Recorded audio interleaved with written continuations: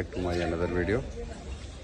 आज मैं railway station नई दिल्ली में हूँ और मैं अभी यहाँ से कुंभ के लिए जाना चाह रहा हूँ प्रयागराज। तो फिर मिलते हैं आगे। Good morning friend. आज मेरा दिल कर गया जाने का, क्योंकि मैं इससे पहले सोच रहा था बट मुझे मौका मिला नहीं, क्योंकि मैं उस वक्त राइड पर था। आज मैं आया हूँ अपने घर दिल्ली और आज से मैं सोच रहा हूँ ये जर्नी स्टार्ट करने के लिए। तो मिलते हैं फिर आगे, बने रहिए हमारे इस ब्लॉग में। नमस्कार, प्रणाम, सत श्री अकाल, जो बोले सो निहाल, सलाम दोस्तों, जय जिनेंद्रा, केम छो दोस्तों।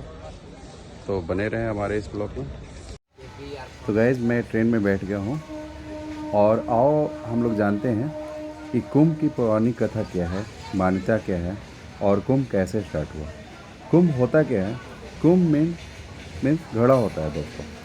तो कुंभ मेले की परंपरा जो है वो समुद्र मंथन से जुड़ी हुई है, जो हिंदू धर्म की एक प्रमुख पौराणिक कथा है। इस कथा के अनुसार जब देवताओं और असुरों ने मिलकर समुद्र मंथन किया तो उसमें से अनेक अद्भुत वस्तुएं निकली, जिसमें अमृत से भरा एक कुंभ मतलब कलश भी था। जैसे ही अमृत कलश निकला, उसे प्राप्त करने के लिए देवताओं और असुरों के बीच घोर संघर्ष छिड़ गया। इस युद्ध के दौरान अमृत कलश को सुरक्षित रखने के लिए भगवान विष्णु ने मोहिनी रूप धारण किया था दोस्तों, और अमृत को देवताओं में वितरित किया था। कथा के अनुसार इस संघर्ष के दौरान अमृत कलश से 4 बूंदें जो गिरी, जो 4 स्थानों पर गिरी, और वो धरती पर।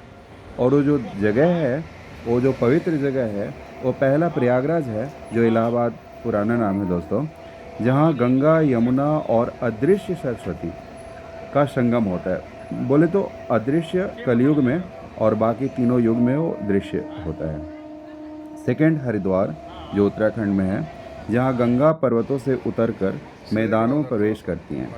और उज्जैन, जहाँ क्षिप्रा नदी बहती है और भगवान महाकालेश्वर का प्रसिद्ध ज्योतिर्लिंग स्थित है। और चौथा नासिक, जहाँ गोदावरी नदी प्रवाहित होती है। तो ये 4 जगहों पर अमृत गिरा और ये 4 जगह पर कुंभ मेले का आयोजन स्थल बनता है। मान्यता है कि कुंभ मेले के दौरान इस पवित्र नदियों में स्नान करने से मनुष्य अपने सभी पापों से मुक्त होकर मोक्ष प्राप्त करता है। हर 12 वर्ष में एक बार इन चारों स्थानों पर कुंभ मेला आयोजित होता है दोस्तों। और 144 वर्षों में एक बार महाकुंभ का आयोजन होता है, और वो सिर्फ प्रयागराज में, न कि हरिद्वार, उज्जैन और नासिक में। प्रयागराज जो तीर्थ स्थल है, जहाँ गंगा, जमुना और अदृश्य सरस्वती रहती हैं, उस जगह पर 144 साल पर महाकुंभ लगता है। तो जो एक लगा हुआ है दोस्तों, ये महाकुंभ है। ये महाकुंभ का आयोजन हुआ है, जिसमें ये केवल धार्मिक आयोजन ही नहीं है, बल्कि आस्था, संस्कृति और अध्यात्म का अद्भुत संगम भी है।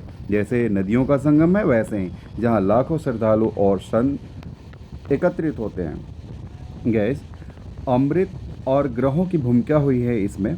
जो अमृत कलश से अमृत गिरा 4 जगहों पर, 4 बूंदे, तो जिनमें जो मेन संघर्ष हुआ, जिसमें सूर्य, चंद्रमा, बृहस्पति और अन्य ग्रहों का महत्वपूर्ण भूमिका थी। तो जैसा सूर्य, तो सूर्य देव का जो काम था वो अमृत की रक्षा करने और उसे सुरक्षित स्थान तक पहुंचाने में मदद की।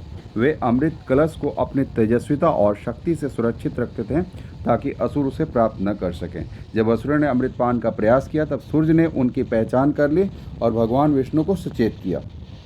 और फिर चंद्रमा, तो चंद्रमा जो थे, उसमें चंद्रमा का अमृत को ठंडा और स्थिर बनाए रखने का काम मिला था। समुद्र मंथन के दौरान अमृत अत्यधिक ऊर्जा से युक्त था, जिसे चंद्रमा ने अपनी शीतलता से संतुलित किया। जब अमृत कलश को देवताओं द्वारा सुरक्षित स्थानों पर ले जाया जा रहा था, तब चंद्रमा ने उसकी दिशा और नियंत्रित करने की सहायता प्रदान किया था। तो चंद्रमा मन, शांति और भावनाओं का प्रतीक है। अमृत प्राप्ति के लिए सूर्य ही नहीं, जैसे सूर्य ऊर्जा और प्रकाश और ज्ञान का प्रतीक है, वैसे ही चंद्रमा मानसिक संतुलन और चंद्रमा की आवश्यक है। ये हमारे जीवन में भी आता है दोस्तों, इन ग्रहों का चाल पर। बृहस्पति गुरु को देवताओं का मार्गदर्शक और सलाहकार कहा जाता है। जब देवता और असुर अमृत के लिए लड़ रहे थे, तब बृहस्पति ने देवताओं को सही रणनीति और उपाय बताए। उन्होंने भगवान विष्णु को सुझाव दिया कि वे मोहिनी रूप धारण कर असुरों को भ्रमित करें और अमृत को देवताओं तक पहुंचाएं। तो बृहस्पति ज्ञान, धर्म और आध्यात्मिकता के प्रतीक है। यह दर्शाता है कि अमरता केवल ज्ञान और धर्म के मार्ग पर चलकर ही प्राप्त किया जा सकता है। अन्य ग्रहों में शुक्राचार्य ने असुरों को बताया कि तुम अमृत छीन लो इनसे, देवताओं से। उन्होंने ऐसा करके बताया।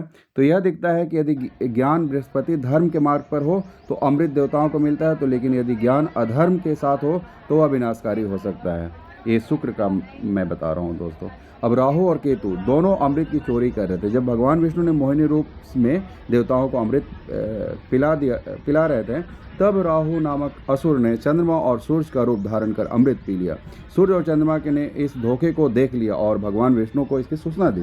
तो भगवान विष्णु ने तुरंत अपने सुदर्शन चक्र से राहु का सिर काट दिया, और चूंकि राहु ने अमृत पी लिया था तो उसका सिर अमर हो गया और शरीर से अलग होकर राहु और केतु ग्रह बन गए।